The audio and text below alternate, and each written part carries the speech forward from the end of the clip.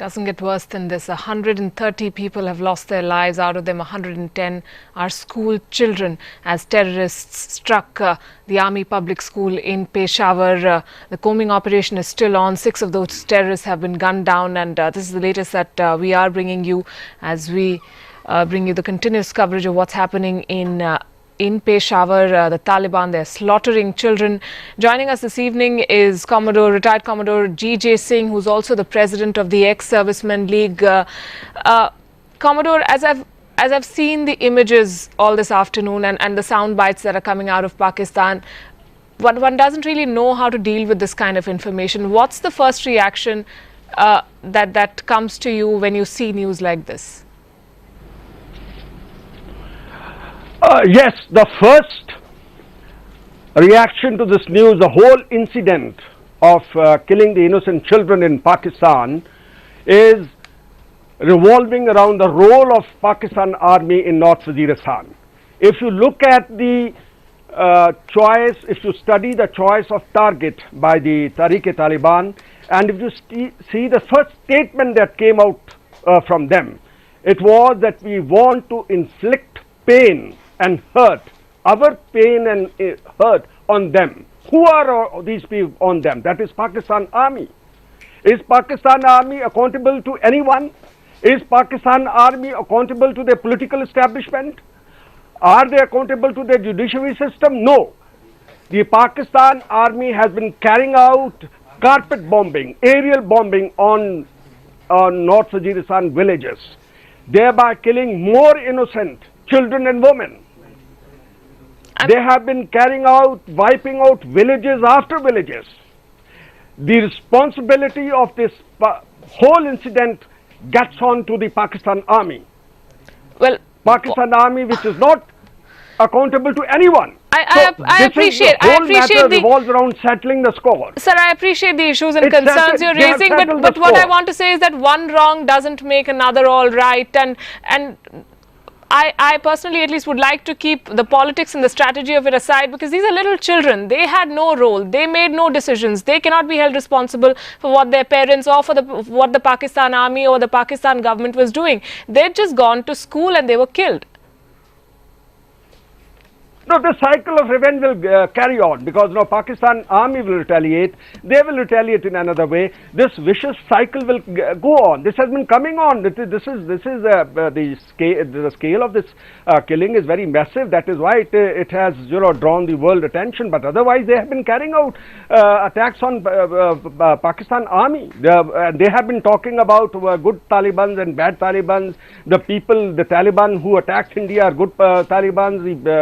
Talibans who attacked Pakistan Army are bad Taliban. I mean, therefore, this is a cycle of revenge. This is not Islam. This is tribal killing. This is a tribal revenge. You see, as Malala very rightly pointed out the other day when the Peace Prize award was going on in Peace Center at Oslo, she said this is not Islam.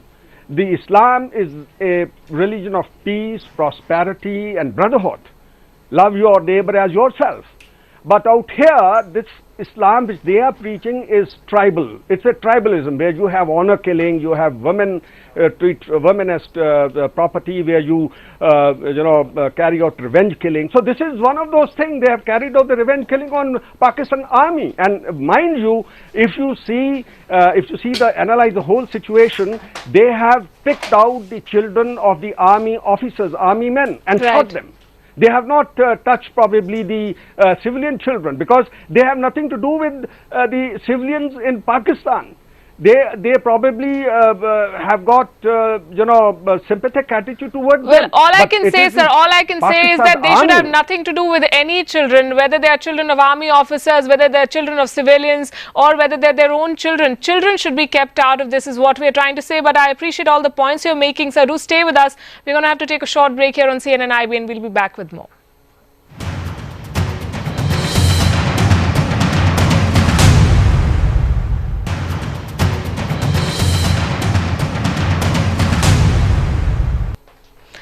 And joining us this evening is retired Commodore GJ Singh.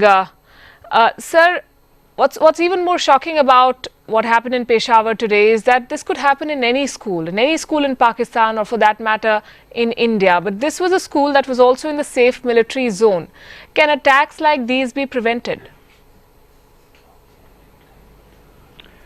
Not in Pakistan, because these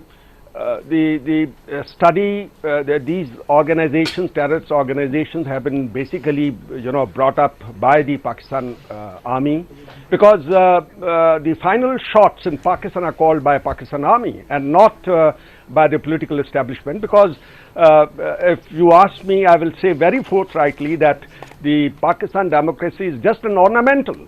It's an ornamental democracy, and the final say is always army. So probably these people did not expect this kind of retaliation. Otherwise, I don't think it can be stopped, especially in Pakistan, because the terrorist groups there, right, all of them have studied the topography and the systems in Pakistan pretty well. Right. Pakistan terrorist organizations have studied all these things, and therefore for them to find a way out to strike anywhere is not a big issue, is not a big problem. And they are not like us. We take all factors into account. We try to at the cost of sounding repetitive, all I want to say, sir, is that children, whether they be in India or Pakistan or any part of the world, do not deserve this, at least this kind of horror.